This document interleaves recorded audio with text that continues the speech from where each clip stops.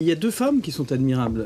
C'est la victime ou la présumée victime. Je pense qu'on n'en parle pas beaucoup non plus et que sans doute c'est une vie brisée de quelqu'un qui est quelqu'un de très modeste. Parce qu'elle a été escamotée depuis le début. C'est-à-dire qu'elle a été victime, mais en même temps, comme personne ne l'a... Elle est malheureusement escamotée aussi dans les commentaires, y compris du Parti socialiste, qui dans cette affaire, je trouve, est un peu...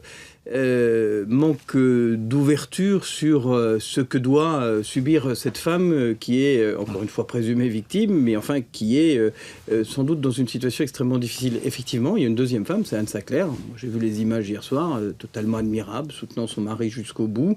Ça doit être pour elle quelque chose d'extraordinairement difficile.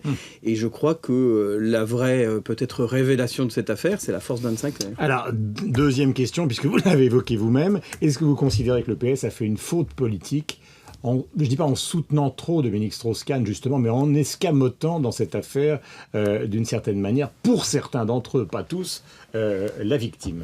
Il y a d'abord une justice américaine qui est à deux vitesses, on le voit, parce que pouvoir s'offrir pour 200 000 $ par mois une prison privée, c'est quand même quelque chose qu'on a du mal, nous, à comprendre et à envisager. Il y a manifestement une justice pour les riches, elle est très riche, et Dominique Strauss-Kahn fait partie de cette catégorie, et puis une justice pour les plus pauvres, et quand on a entendu les reportages sur la prison, on voit la différence.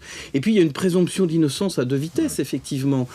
Moi, je me souviens du Parti socialiste à l'époque où il tapait à bras raccourcis sur Éric Woerth. Les choses ne sont évidemment pas comparables, et on est sur des questions qui ne sont pas comparables. On ne parlait pas de présomption d'innocence à tout propos et à tout moment. Aujourd'hui, le Parti socialiste, à mon avis, s'est rangé derrière une position qui est extrême, et je trouve que ça manque un peu de recul, que ça manque un peu d'équilibre. Il faut effectivement être attaché à la présomption d'innocence, mais enfin, les faits qui sont reprochés à Dominique Strauss-Kahn sont extrêmement graves. Laissons-le se défendre devant la justice et n'en faisons pas trop.